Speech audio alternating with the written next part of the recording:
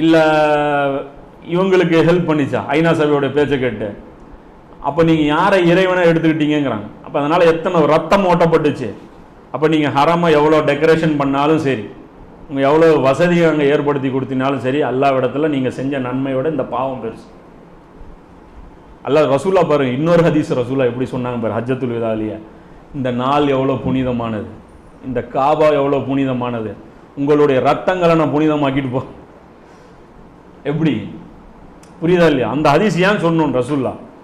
ஏன்னா சில பேர் நீங்கள் வருவீங்க பின்னாடி காபாவை பார்த்து மயங்குவீங்க, காபாவை மட்டுமே புனிதம் நினைப்பீங்க, ரத்தத்துடைய வேல்யூ உங்களுக்கு தெரியாது. ஆனால் காபா அளவுக்கு ரத்தம் புனிதமானது. நீங்கள் காபாவை டெக்கரேஷன் பண்ணிட்டு ரத்தத்தை ஓட்டினீங்கன்னா அல்லாஹ்விடத்தில் செல்லுபடி ஆகாது. ரத்தத்துக்கு முதல் தீர்ப்பே மறுமையினால் எதுனா இருக்கும், கொலைகள் தான். ரத்தம் ஓட்டப்பட்டுச்சு அப்படின்னு நீங்கள் பாரல, நான் லிஃப்ட்லாம் போட்டிருக்கேன் பாரல, ஒரு ஃப்ளோர் இருந்துச்சு நபி காலத்தில், நீங்கள் 3 ஃப்ளோரு பாரு, நான் ஸ்டாப்பாக தவாஃப் அடிச்சுக்கிட்டே இருக்கிறாங்க. மினாவில் பாரு போகவே முடியாது, எவ்வளோ அகலமாக போட்டிருக்கேன், எவ்வளோ அகலமாக இருக்குது.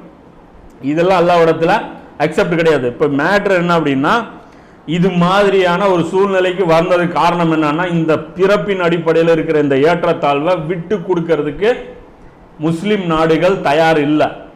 யார் இன்னைக்கு லீட் பண்ணுறதுங்கிறது மிகப்பெரிய பிரச்சனை. அதனால தான் ஒரு ஆட்சி ஏதோ ஒரு தலைவர் ஸ்டேட்மெண்ட் கொடுப்போம். அப்படி ஒரு ரோஹிங்கியா பிரச்சனை நடக்கும், ஏதோ துருக்கி நாட்டு அதிபர் இல்லை ஏதோ ஒரு அதிபர் என்ன பண்ணுவார், முஸ்லிம்கள் அநீதி இழைக்கப்படுவதை நான் பார்த்து கொண்டு இருக்க மாட்டேன்னு சொல்லி ஒருத்தர் ஸ்டேட்மெண்ட் கொடுத்துருவாரு.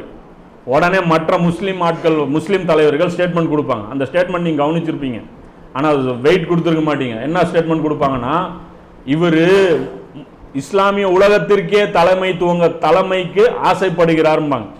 இந்த ஸ்டேட்மெண்ட் கொடுத்துருப்பாங்க, பார்த்துருக்கீங்களா? மற்ற அரபு நாடுகள்லாம் உடனே கலங்கி போய் ஸ்டேட்மெண்ட் கொடுப்பாங்க. என்ன எங்கள் எல்லாருக்கும் லீடர் ஆகலான்னு பார்க்குறியாம்பாங்க. என்ன சொல்ல வராங்கன்னா, கலீஃபாவை பார்க்குறியா, எங்களை எல்லாம் உங்களுக்கு கீழே வர சொல்கிறியா, நாங்கள் உன்னை ஏற்றுக்க மாட்டோம், ஏன் நாங்கள் உங்களை விட நாங்கள் மேலானவர்கள், ஏன்னா நாங்கள் பிறப்பிலேயே எகிப்துக்காரங்கடா, என்ன சும்மா நினச்சியா? எப்படி அவங்க அதை அப்படி தான் பிரிஞ்சுட்டு போயிருக்காங்க.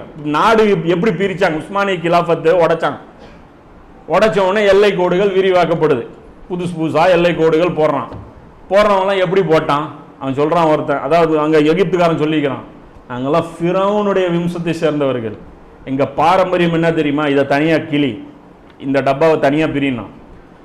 ஈரானை சேர்ந்தவன் சொல்லிக்கிறான், நாங்கள் யார் தெரியுமா, நாங்கள் துல்கர்னைனுடைய பாரசீகத்துடைய கிஸ்ராவுடைய சாம்ராஜ்யம் இருந்தவர்கள், எங்கள் நாடு தனியாக பிரி, எங்களை ஜாயின் பண்ணாத, இந்த புதுசாக உருவாக்கக்கூடிய நாடுகளில் எங்களை ஜாயின் பண்ணாதன்னா.